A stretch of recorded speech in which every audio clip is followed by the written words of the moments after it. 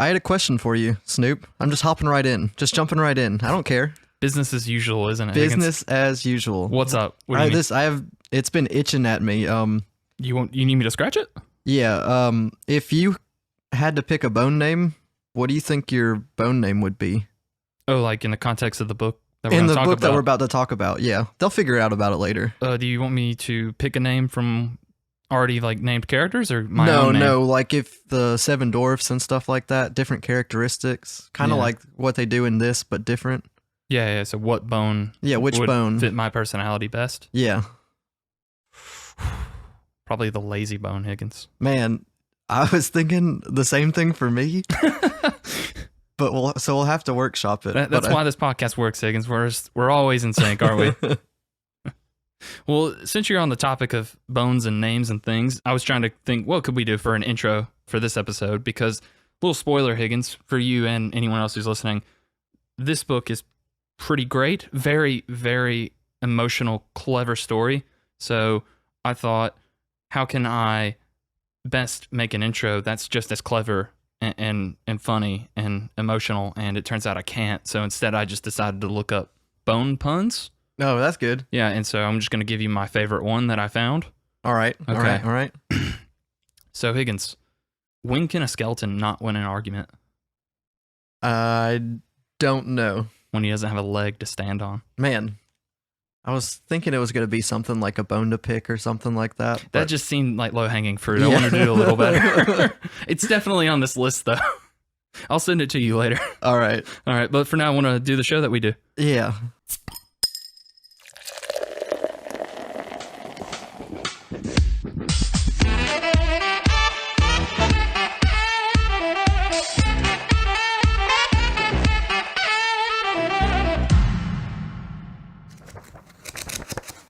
Welcome once again, everyone, to Comrades, Cocktails, and Comics. It's a show where I, Snoop Lynch, and my co-host, Higgins Sturm. Hey, that's me. And sometimes the dog is here again. Yeah, she's not jingling this time, but she'll get there. She'll get there. She's looking for that bone you took away. Yeah.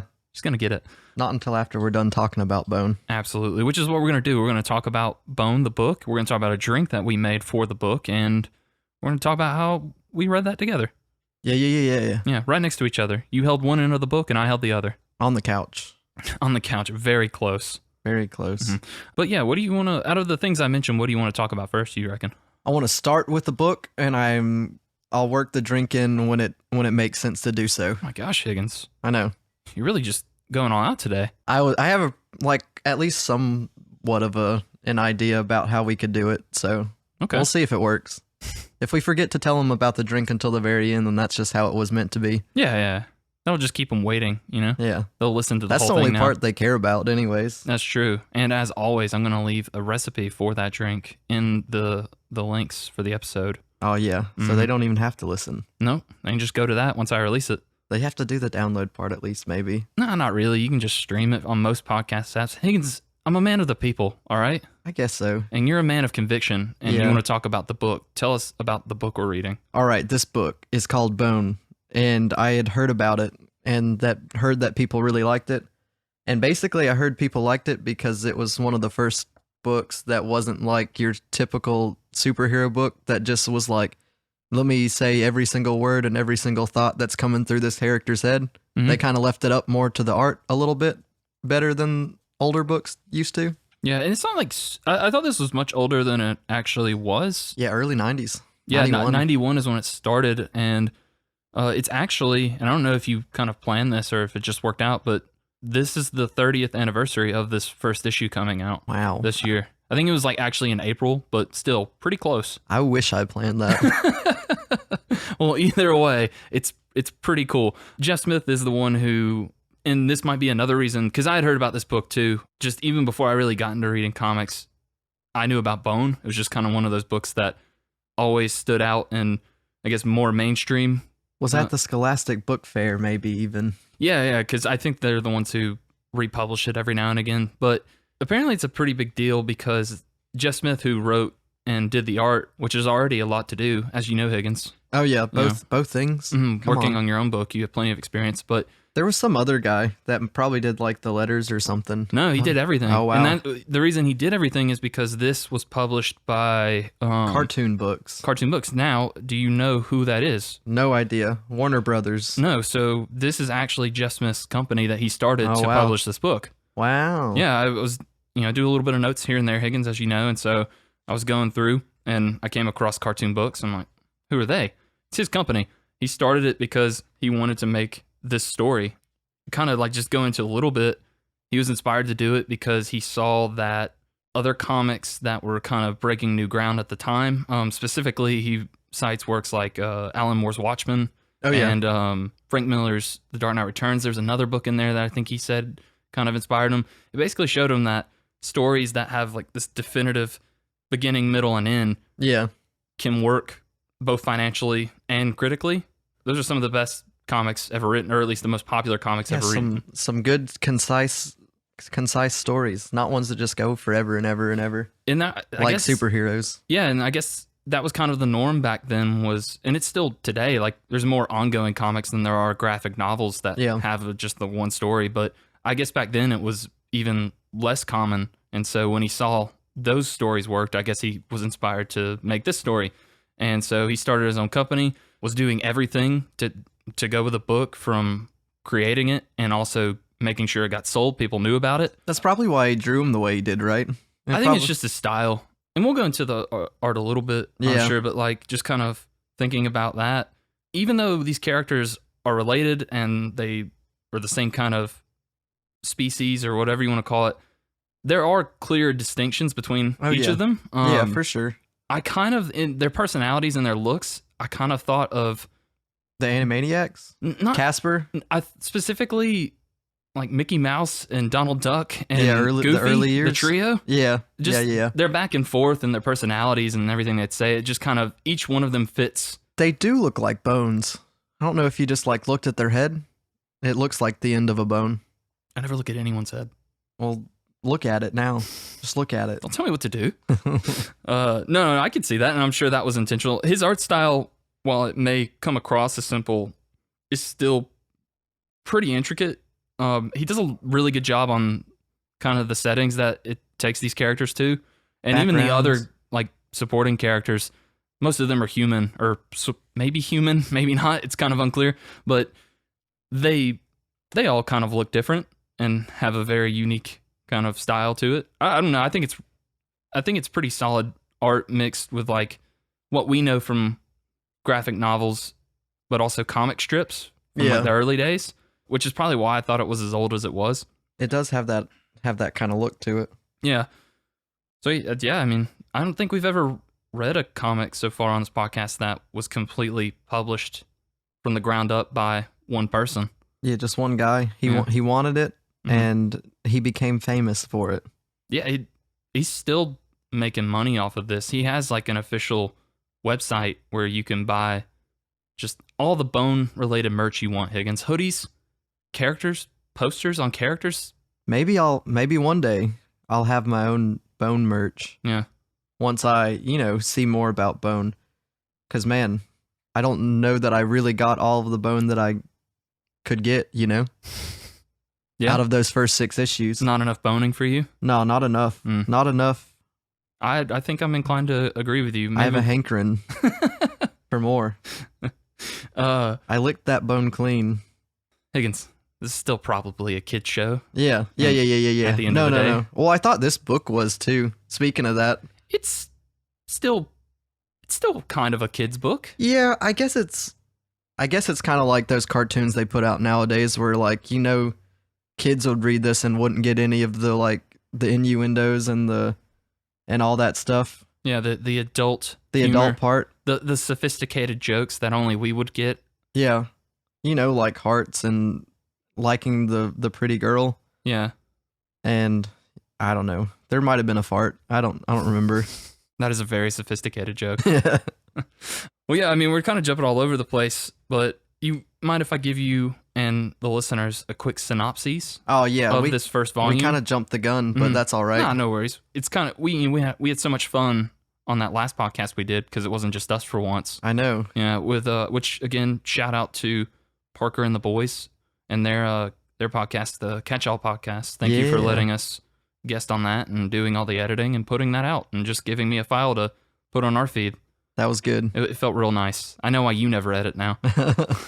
But now that we're kind of back to our normal routine, quick synopsis for this first volume. Volume 1, Out from Boneville. I actually wrote this synopsis, Higgins, if that's... I know normally... Wow. Yeah, I went the extra mile on this one and decided to write my own synopsis, so you can rate it when I'm done here. All right. Okay, here I go. Trouble in Paradise, Higgins. Trouble in Paradise. Trouble in Paradise. After a business venture gone wrong, Phony Bone and his cousins Phone Bone and Smiley Bone find themselves hot on the run. Chased from their home into unfamiliar territory, they'll need all the help they can get to make it out of this mess together in one piece. Because, they're bones. So yeah. Like one bone is a piece. It's a piece of a person. It's not important. But what is important, Higgins, is that these little bony boys don't know that some spooky stuff is coming their way.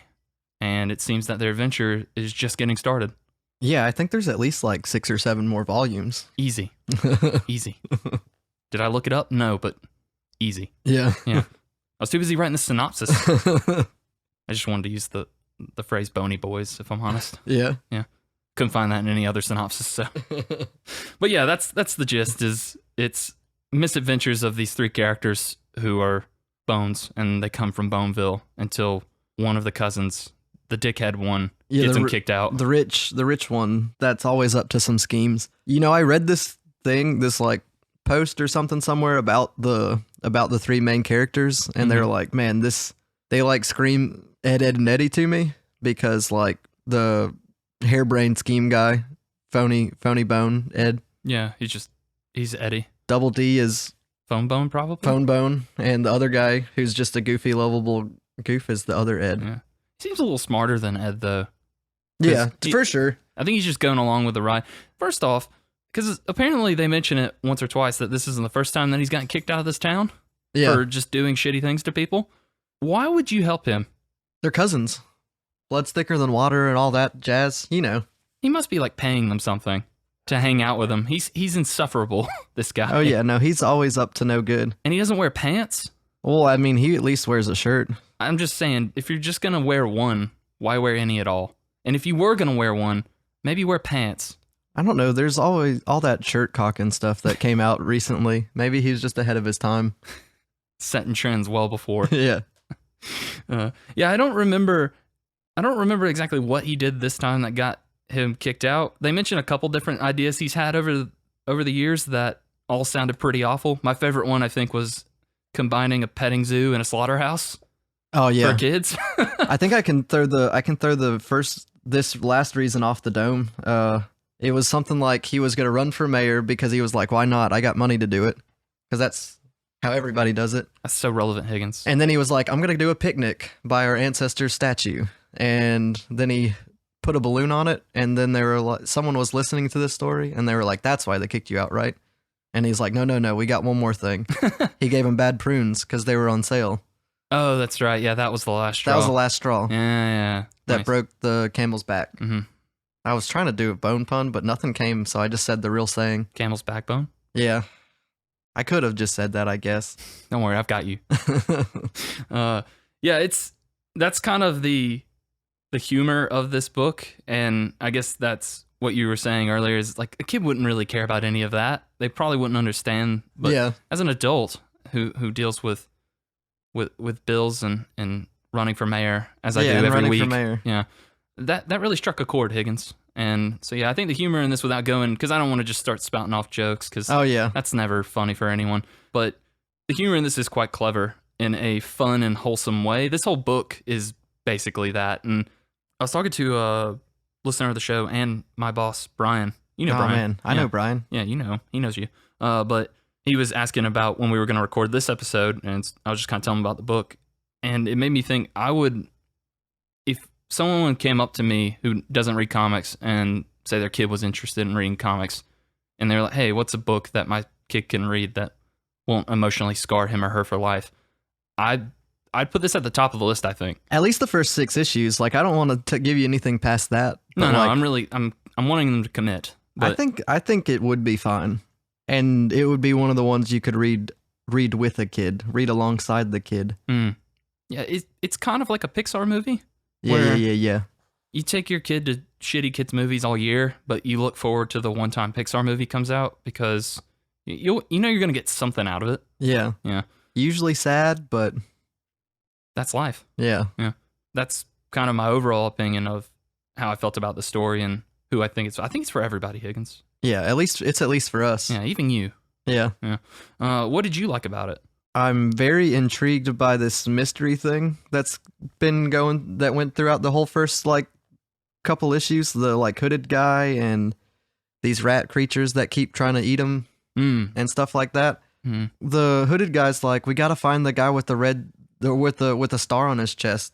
And I just realized like on the last issue that Phony Bone wears a star shirt. Took you to the last issue to get to that, huh? Yeah. That's fine. You were just kind of breezing through it. I was kind of going fast, and then they said it one more time. It was like the second or third time they said star on his chest, and I was like, Phone Bone doesn't have a star on his chest. I mean, you're not wrong at the end of the day. But there's a big old mystery going on, and I don't really we haven't figured it out yet. But they just draw it through there. Did you not hear my synopsis? The adventures are just getting started. I know the adventures are just getting started. No, yeah, I think that a lot of these stories, this is the first 6 issues, right? This volume? Yeah. And a lot of them kind of work as, like, there's an overarching plot, because the Bone cousins, whatever you want to call them, the Boney Boys, they get separated. And so Phone Bone's kind of the main character, I guess, in the story. He's trying to find them again.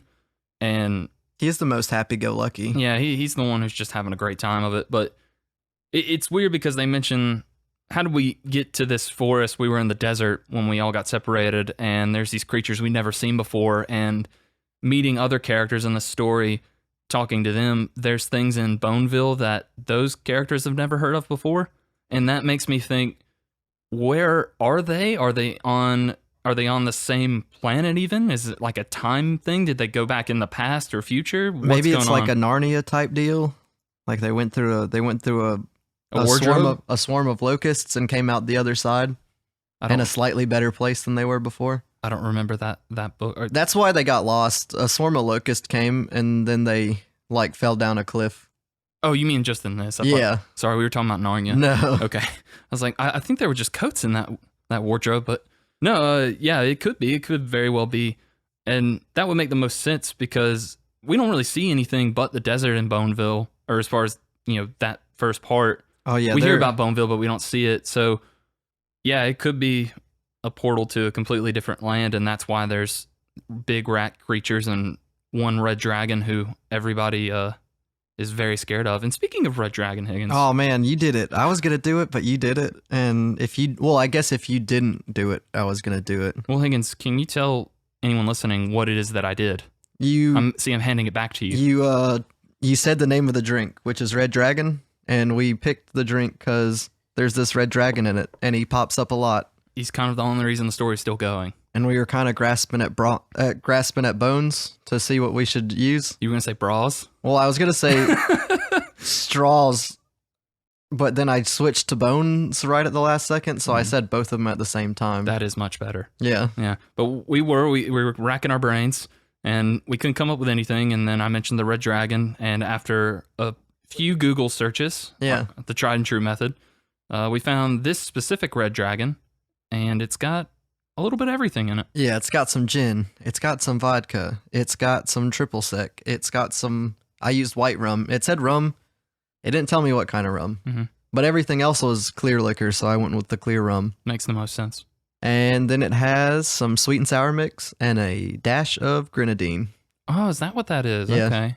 Just nice. A dash. Yeah. That's what makes it red. Makes sense to me. It gives it that little sweet aftertaste as well, you think? Yeah. Some cherries. Yeah. Mm-hmm. I'm not a big fan of cherries typically, but I have to say, I'm a big supporter of the grenadine here. Mm-hmm.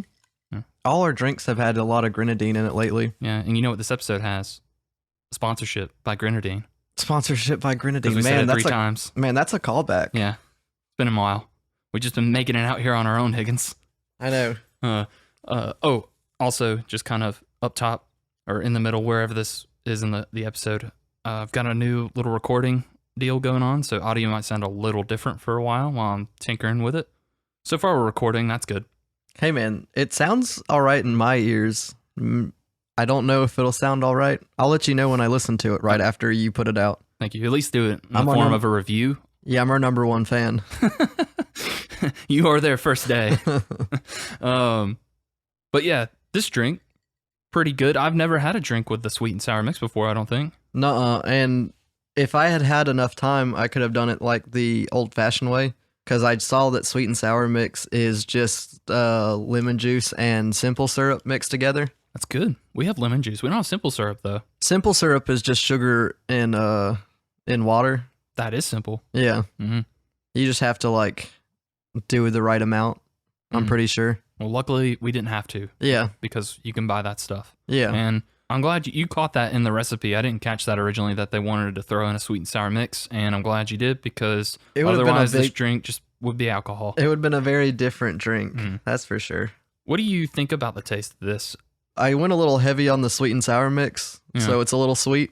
It kind of just tastes like lemon. Kind of a little with bit. a cherry lemonade or something like that. Yeah, like a mild Mike's Hard, a Mike's Soft. Yeah. So maybe if I went a little lighter on the sweet and sour mix, it would be a little bit better, but it tastes delicious. Yeah, I still like it. I definitely, I think it does kind of just, it's sweet on the first sip, but I like the lingering aftertaste of it, that little bit of kick.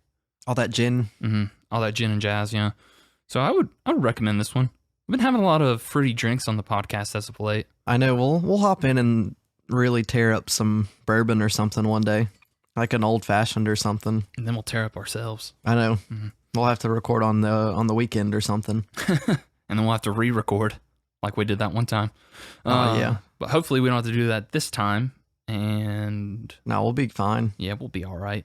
And I think that the boys will be all right at the end of the story. I think that they've got a little bit of trouble coming their way. You mentioned the scary guy in the robe who, for whatever reason, wants to steal Phony Bone's soul, which is the thing he can do. Well, I don't know if I think it's something like Phony Bone probably sold his soul to do something to get a lot of money at some point in his life. Yeah. And now the guy's just coming back to get his due or whatever. Yeah, he's here to collect. Yeah. Yeah. He kind of has this Grim Reaper vibe going for him. And then I'm wondering if that's not why, like, partially the reason they're in this area in general. Like, maybe Phony Bone ran into the guy in Boneville. And then, due to circumstances, they ended up finding him, like, right when all of these rat creatures are trying to find him. Or they end up in the place right when they're being searched for. Yeah. That makes sense. And the rat creatures are just constantly after Phone Bone, because they're the only ones that have kind of met, I guess. They look like they're basically twins. Oh, phone's going. Sorry, one sec. What's up? I'm recording a podcast with Higgins right now. No, you're good, man. You didn't know. Okay, can I call you back in like 30 or 40 minutes? Cool. I'll talk to you then. All right, bye. That was Dylan, everyone. Our friend Dylan. All right. Yeah. I don't know if you're going to keep it in. I can jump in right where I was at if you want me to do that instead. I mean, I guess. I was really enjoying that conversation, but if you want to go back to this, that's fine. Yeah, I can even say the thing that I was going to say. Go ahead and say the thing that you were saying. Yeah, they're basically twins. So, like, I think they think it's just the guy they're searching for. They're like... Phone Bone and Phony Bone are twins. Yeah, basically. Yeah. Well, they're cousins, but besides the shirt, they're exactly the same. That makes sense. Maybe that's why he wears the shirt. Yeah, just to differentiate him. Yeah. Plus, he's a store. He's a store. You've been waiting to say that, haven't you? He's a store. He's a store. Yeah. Yeah. No, that makes sense. And the rat, for whatever reason, he's fine, because this red dragon that's mentioned a few times and then it pops up pretty early on wants to help him out. Or so it seems. I don't really know the dragon's MO at the end of the day. Well, I know why he woke up in the first place. When he fell down in the thing, I think he woke him up somehow. He fell down a cliff into a ravine. Yeah. And like right in front of that cave with the eyes.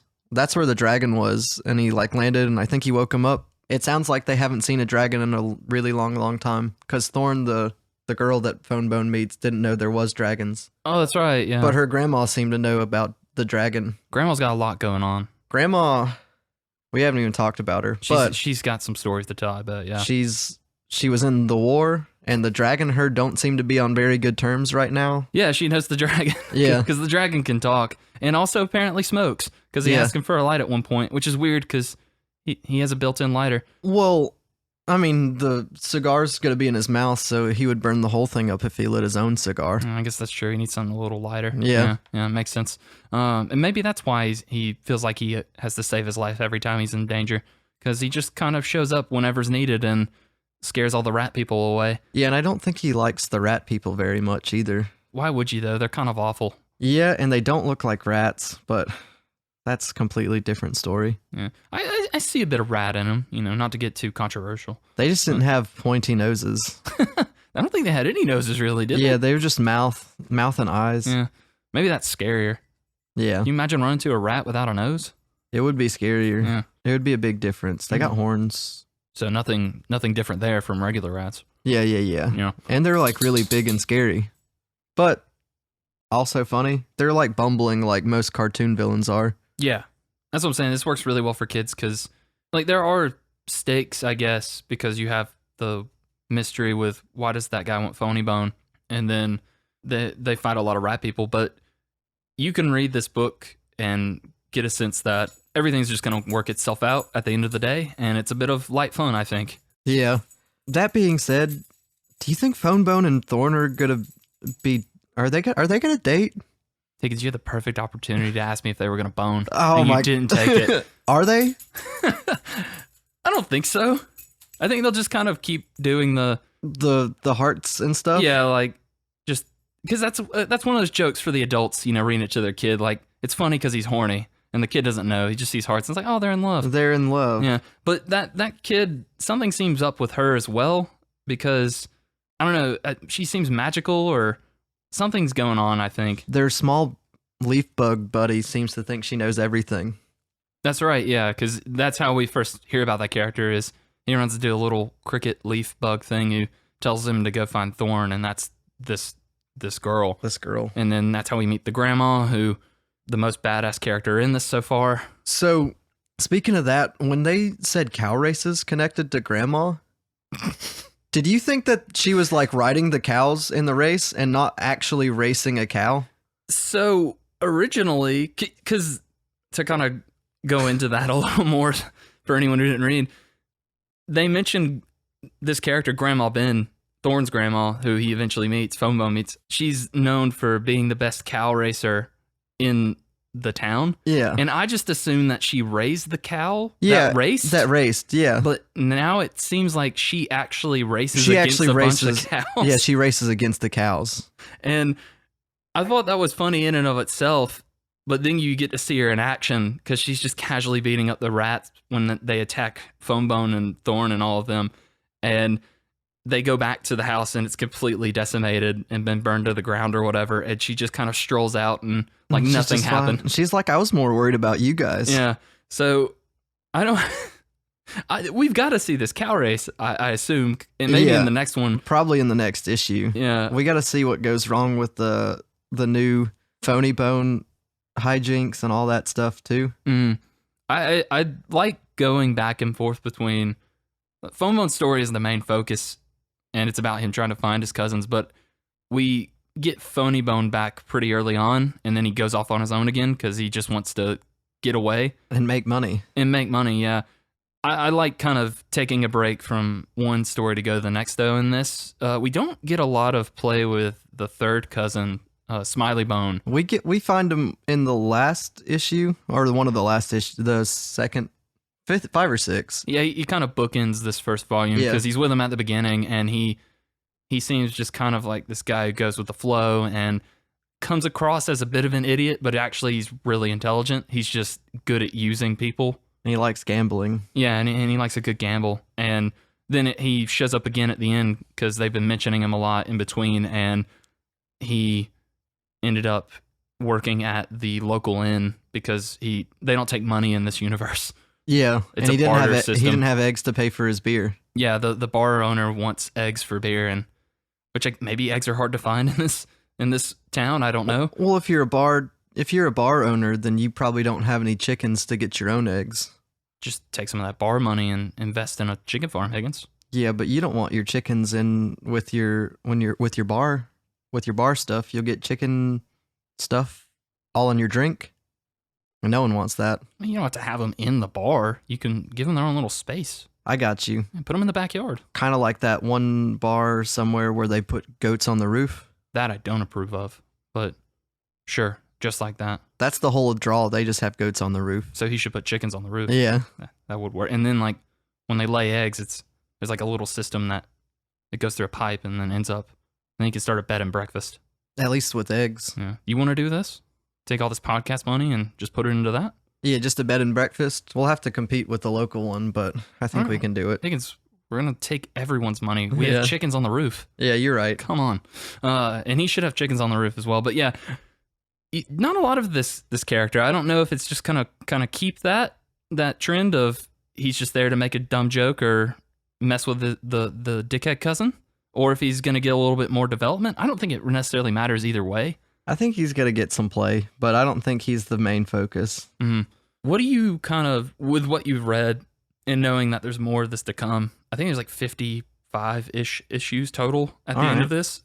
What do you want kind of going forward with this? Because that's a lot of issues we still have left, and this story doesn't necessarily seem like it would warrant that many. Okay, yeah, it doesn't seem like it, but like we've talked about like 4 or 5 different things, like the grandma's backstory, the dragons deal, how they even got there in the first place. Are they going to make it back to Boneville? Are they going to stay in this village?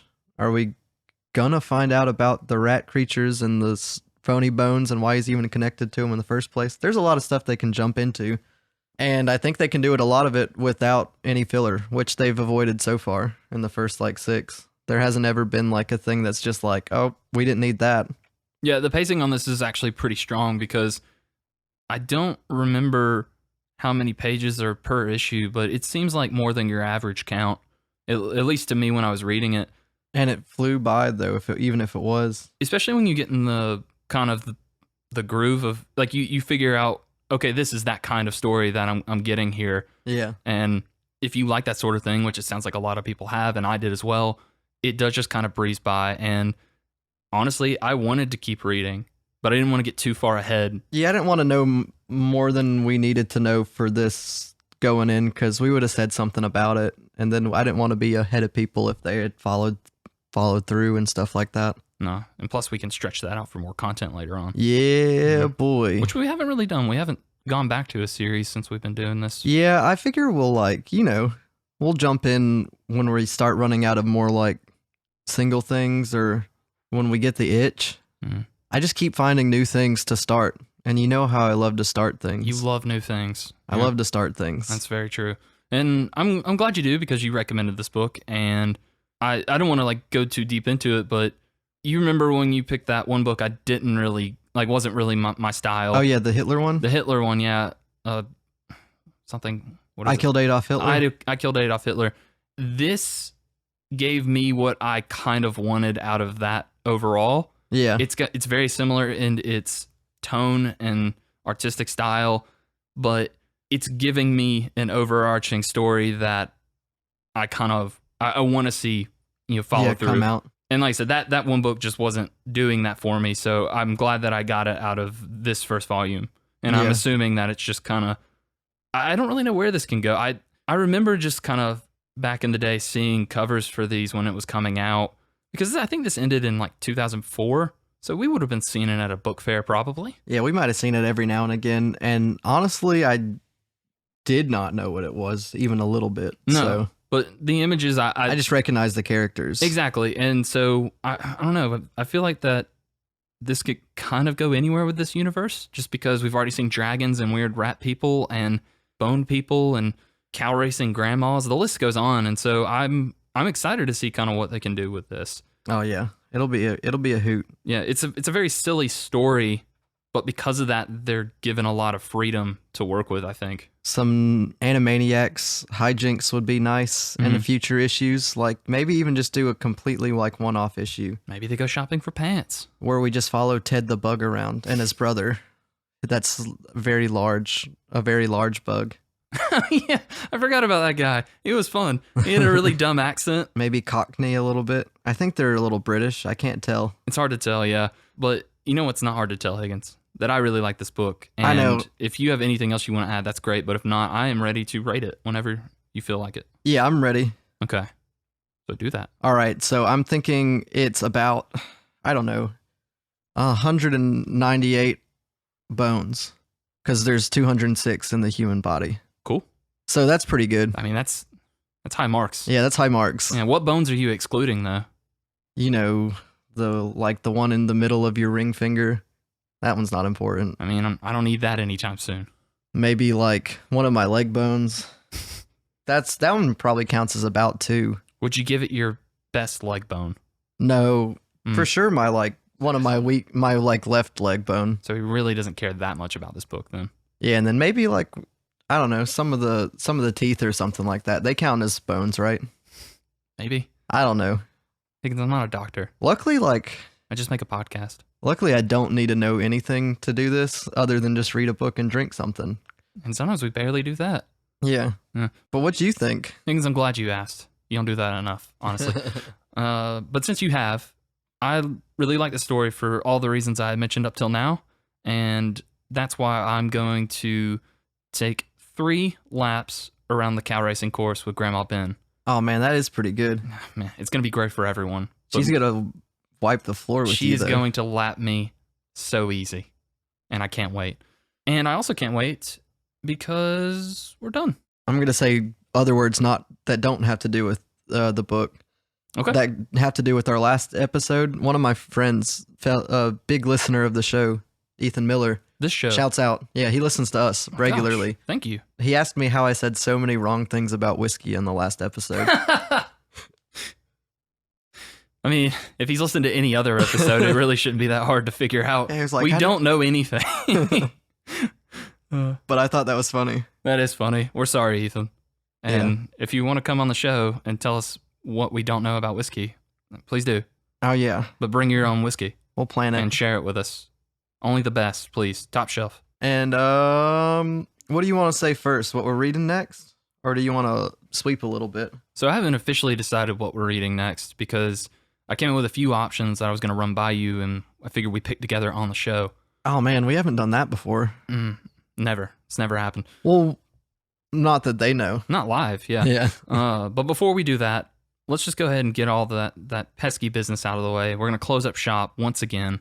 We did that one thing, that one episode before last where we did that or we did this, whatever I called it that time. Yeah. I've been thinking about maybe just breaking that into a small little segment that we can do every now and again. Yeah, we don't have to do it every time. Yeah. Let's not put baby in a box. Nobody puts baby in a box.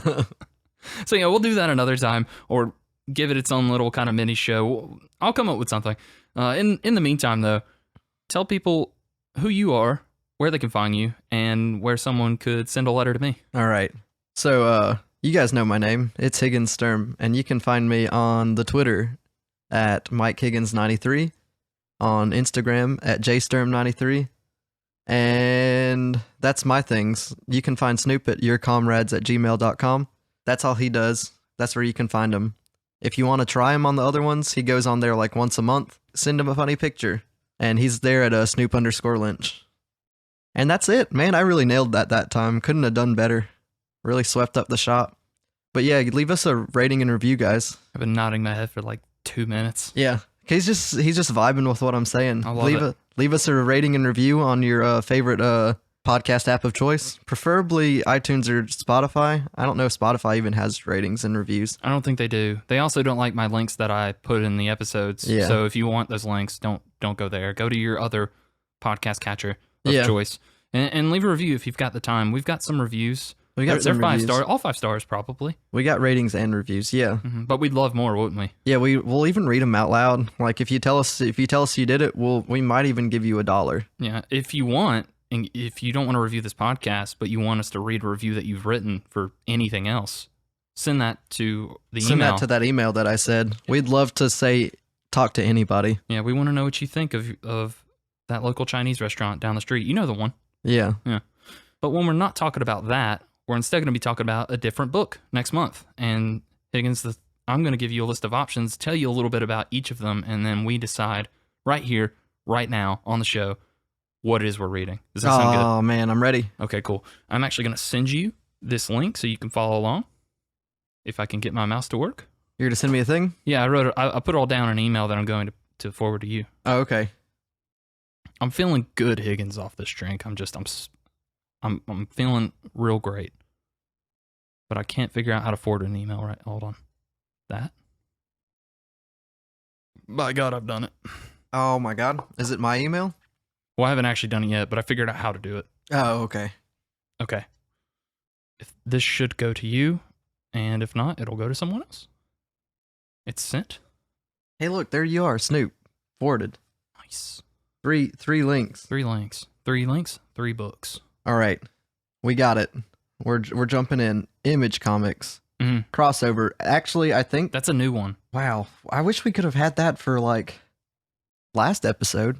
Higgins, this isn't the last time we'll do a crossover episode. You'd hope anyway, right? Yeah, I think they want us back. This is a new book though. Yeah, so what I've tried to do now, and hopefully we can kind of work it in, back and forth in the future, I wanted to find books that are a little more, up and coming. And so these are all volume 1s that have come out within the last few months this year. And the Image Comics one is called Crossover. I think it's written by someone. Oh, Donny Cates, who, I don't know if you've read any of Donny Cates' work, but he worked on a Venom run and a Thor run and other runs.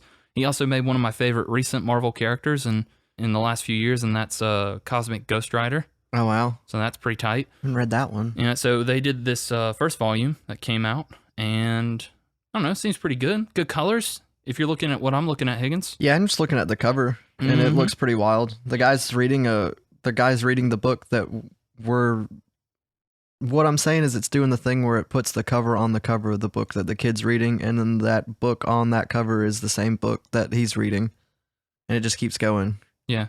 For the promo picture, you could take a picture of yourself reading this book, of him reading that book. Oh, you're right. Yeah. If we pick that one. And to switch some things up, these are again all volume 1s, but I threw in a bit of manga in there. Yeah, I think I've actually heard of this. I listened to that one that we kind of both listened to. Heard of Serious Comics, No, Serious Issues. What book are you talking Burn about? the Witch. Burn the Witch. Okay, yeah, that's one of the manga I picked. Yeah, I think I heard him talk about that one, and he said it was good. Maybe. I don't know. There was a lot. They talk a lot about a lot of them. They do. And I don't know a ton about this one. Basically, for, just kind of give you a quick little rundown, it's written by the guy who wrote Bleach, which is a sometimes good book, sometimes it's not. But he wrote this story, which is about 2 witch hunters or sorcerer people. Okay. They're hunting something, and they work together. And they're witches. And they're witches and stuff, yeah. Okay. And then the last book that I sent over is one that came out this year, and the premise is interesting to me, just coming from a manga standpoint. It's called Zom 100. Zombies. It's a zombie story, which normally I'd say... Roll your eyes at. Normally I'd say I roll my eyes at, exactly.